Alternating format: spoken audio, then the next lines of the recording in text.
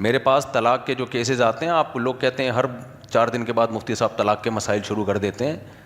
میں اس لیے مسائل شروع کر دیتا ہوں کہ جہاں طلاقیں دی جا رہی ہیں نا، اس کے پیچھے غیرت، غصہ، بس یہ 2 چیزیں. بے موقع غیرت اور بے موقع غصہ، ٹارزن بن کے. اور پھر بعد میں اتنا پچھتاتے ہیں، روتے ہیں، رل جاتے ہیں، برباد ہو جاتے ہیں. اور پھر اہل حدیث لوگ بیٹھے ہوئے ہیں دھڑ دھڑ دھڑ طلاقوں کے، کہ 3 طلاقیں ہو گئی ہیں، 1 ہو گئی ہے. اب بھی پھر اہل حدیثوں کے کلپ آنا شروع ہو گئے ہیں کہ مفتی طارق مسعود جو کہتے ہیں اس پہ اجماع ہے 3 طلاقوں کے 1 ہونے پر، یہ مبالغہ آرائی کرتے، 3 طلاقوں کے 3 ہونے پر یہ مبالغہ آرائی کرتے ہیں، ان کے پاس علم نہیں ہے، ان کو صرف شادیاں ہی آتی ہیں. دلائل کا جواب دلائل سے دینا چاہیے. جب میں کہتا ہوں اس مسئلے پر اجماع ہے تو مراد صحابہ اور تابعین کا اجماع ہے. بعد والے لوگوں کے حوالے دینے سے ہماری صحت پہ کوئی فرق نہیں پڑتا. جتنے بھی اہل حدیث آ رہے ہیں نا، وہ فوراً کہتے ہیں ابن تیمیہ نے اختلاف کیا ہے، فلاں نے اختلاف. ابے بھائی، ابن تیمیہ تو 7ویں صدی میں پیدا ہوئے ہیں، اسلام 7ویں صدی میں تھوڑی آیا ہے، اسلام تو اس سے پہلے آ چکا ہے. کہتے ہیں بن باز کا اختلاف ہے. بھائی شیخ بن باز قابل احترام ہے، لیکن 15ویں صدی کے عالم ہیں، وہ 15ویں صدی کا اختلاف تھوڑی معتبر ہوگا. اور کچھ تابعین کے حوالے دیتے ہیں، صحابہ کے حوالے دیتے ہیں، انہوں نے بھی یہ کہا ہے، لیکن وہ حوالے غلط ہیں، کوئی سند نہیں ہے ان کی. جب ان سے سند مانگو تو سند ہی دیں گے. کہتے ہیں فلاں عالم نے لکھا ہے کہ صحابی بھی فلاں 3 کو 1 کہتے تھے. فلاں عالم نے لکھا ہے تو آپ اندھی تقلید کیوں کر رہے ہیں؟ دیکھیں تو صحیح اس عالم نے صحیح لکھا ہے غلط لکھا ہے، کہاں ہے اس کا ریفرنس، کہاں ہے سند؟ تو میں نے ایسے ہی بیٹھے بیٹھے تھوڑی دعویٰ کر دیا ہے. تو یہ سارے غصے کے سائیڈ افیکٹ ہیں. غصے میں دھاڑ دھاڑ دھاڑ طلاقیں نکالی، اس کے بعد پہنچ گئے اہل حدیث کے پاس حرام بیوی کو بولو حلال کرنے کے لیے. بڑی ڈھٹائی کے ساتھ پھر اس پہ رکھتے ہیں اس کو، بڑی ڈھٹائی کے ساتھ. اور ہمارے اہل حدیث بھائی بھی بیٹھے ہوئے ہیں، ویلکم کر رہے ہوتے ہیں. ماشاءاللہ ماشاءاللہ. کتنے لوگ ہیں حنفی تھے، صرف طلاقیں دے کے حرام بیوی کو حلال کرنے کے لیے اہل حدیث بنے ہیں. یہ کون سا، یہ مسلک چینج کس بیس پہ ہو رہا ہے؟ آپ اندازہ لگاؤ یار. کہتے ہیں ہم قرآن و حدیث کی بیس پہ کر رہے ہیں، قرآن حدیث کی بیس پہ نہیں، ایک حرام بیوی کو حلال کرنے کے لیے. جو غصے میں آپ نے الٹا کام کیا ہے. تو جب ان سے پوچھو کہاں ہے قرآن میں کہ 3 1 ہوتی ہیں، کہاں ہے حدیث میں، تو کچھ بھی نہیں ہے. بعض دفعہ حدیث کا ترجمہ غلط کر رہے ہوتے ہیں، بعض دفعہ حدیث کی تشریح غلط کر رہے ہوتے ہیں.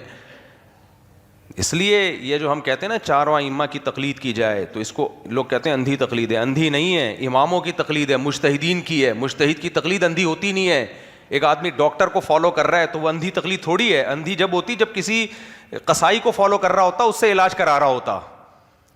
صاحب علم کی اتباع کرنا یہ تو اندھی تقلید نہیں ہے، یہ تو تقلید علی وجہ البصیرہ ہے. اس کا تو اللہ نے ہمیں حکم دیا ہے، فاسألوا اہل الذکر ان کنتم لا تعلمون. تمہارے پاس علم نہیں ہے تو اہل علم سے پوچھو.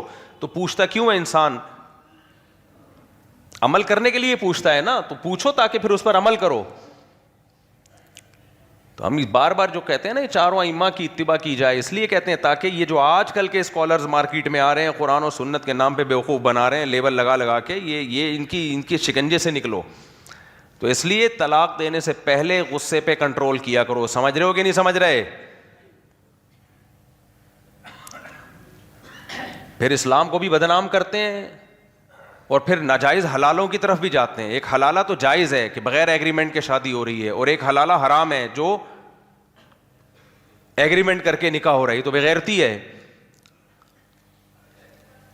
تو پھر ان چیزوں کی طرف جاتے ہیں. تو یہ سب نتیجہ کس کا ہے؟ غصے کا. سمجھ رہے ہو؟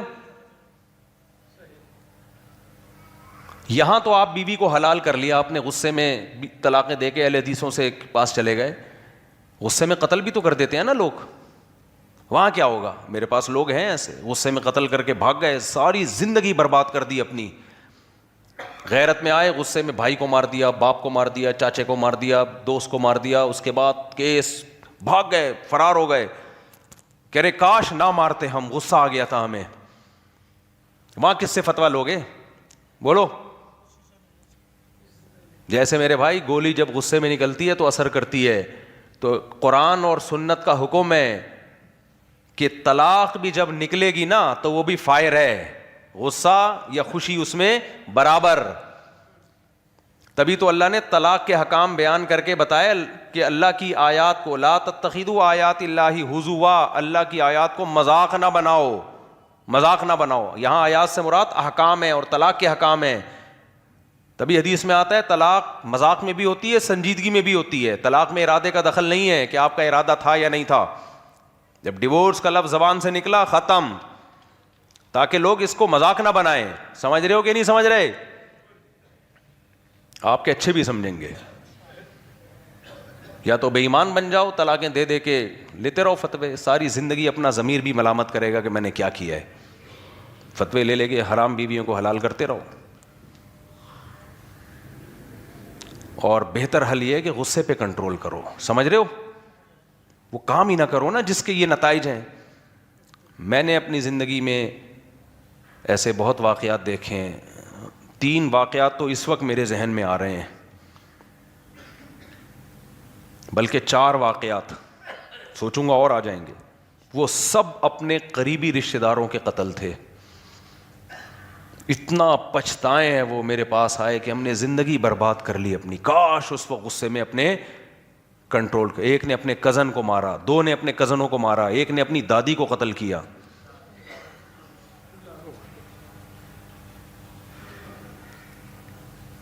کیسے بھیانک. اور رو رہا ہے، پریشان ہے کہ کیا کر لیا میں نے. میرے پاس جب کوئی آتا ہے نا مفتی صاحب لائسنس والی پسٹل گھر میں رکھ رہا ہوں، کہتا ہوں بھائی یہ ہر آدمی کا کام نہیں ہے، پسٹل مت رکھو. جن کو بہت شدید ضرورت ہے، کوئی مجبوری ہے، ورنہ گھر میں نہیں رکھو. ہم نے دیکھے ہیں بھائی واقعات. غصہ آیا. آج کل کی بیگمات بھی تو دیکھو نا، ایسا سڑاتی ہیں نا آدمی کو. وہ پرانے زمانے کی بیگمات تھوڑی ہے مارکیٹ میں. وہ سڑا کے آدمی کہتا ہے گلا دبا کے ماروں یا زہر دے کے ماروں، کس طریقے سے ماروں. سب یہی چل رہا ہے. کوئی آپ مرد بھی ایسے ہی ہیں، عورتیں بھی ایسے ہی ہیں. مرد جو اذیت دیتا ہے وہ الگ ہے، عورت بھی اذیت کم نہیں دیتی ہے. سب دے رہے ہیں ایک دوسرے کو، مرد بھی دے رہے ہیں، عورتیں بھی دے رہی ہیں. دین تھوڑی ہماری زندگی میں برداشت ختم. خوراکیں جو ہم کھا رہے ہیں اس سے برداشت تھوڑی آئے گی. ابھی پھر خوراکوں پہ آ جاؤں گا میں، چھوڑو رہنے دو. ڈبے کی چیزیں کھا رہے ہو میرے بھائی، ڈبے کا دودھ پی رہے ہو، اس سے تمہارے اندر برداشت نہیں ہوگی. کمپنی نوٹ چھاپ رہی ہے تم سے بیٹھ کے صحت کے کل میں نے ایک ایڈ دیکھ رہا تھا، اس میں ابھی میں زیادہ ایڈ میں نہیں جاؤں گا، وہ کمپنی میرے خلاف کیس نہ کر دے. اس میں باقاعدہ ایک کیا بتاؤں، زیادہ تفصیل نہیں بتاتا، بس اتنا بتاتا ہوں. وہ ایڈ میں ایک بندہ کہہ رہا ہے کہ دیکھو تم جب ڈبے کا دودھ پیو گے تو اس میں بالکل بھی بیکٹیریا نہیں ہوں گے، کیونکہ اس کو بڑا ہائیجینک ہوتا ہے، وہ پیک کیا جاتا ہے، اس کو ایک ٹیمپریچر پہ گرم کیا جاتا ہے. جراثیم کی تو بس یوں سمجھ لو کہ ابھی کیا بولوں میں، ایسی کی تیسی کر دی. اور یہ جو تم کھلا دودھ لے رہے ہو اس کا کیا بھروسہ ہے، اف کیا ملا رہے ہیں. کیسے بیوقوف بنایا جا رہا ہے یار لوگوں کو. یہ کھلا دودھ آپ کھول کے رکھ دو. یہ جو کھلا دودھ ہے نا، یہ تھوڑا سا یہ والے دودھ میں ڈالو یہ بھی نہیں خراب ہوگا. حقیقت ایک صاحب نے مجھے بتایا کہ میں یہ پیکنگ کا دودھ لے کے اپنے ڈرم میں ڈال دیتا ہوں، وہ دوسرے دودھ میں تھوڑا سا بھی ڈالو، کہہ رہے وہ بھی سیو ہو جاتا ہے. تو اس سے اندازہ لگاؤ جس دودھ کو بیکٹیریا لفٹ کرانے کے لیے تیار نہ ہو، جراثیم بھی وہیں آتے ہیں جہاں انہیں کچھ ملتا ہے. سمجھ رہے ہو؟ میں تو یہ دیسی، میں کوئی ڈاکٹر نہیں ہوں نا، اس لیے میری تعبیرات دیسی ہوتی ہیں نا، دیسی.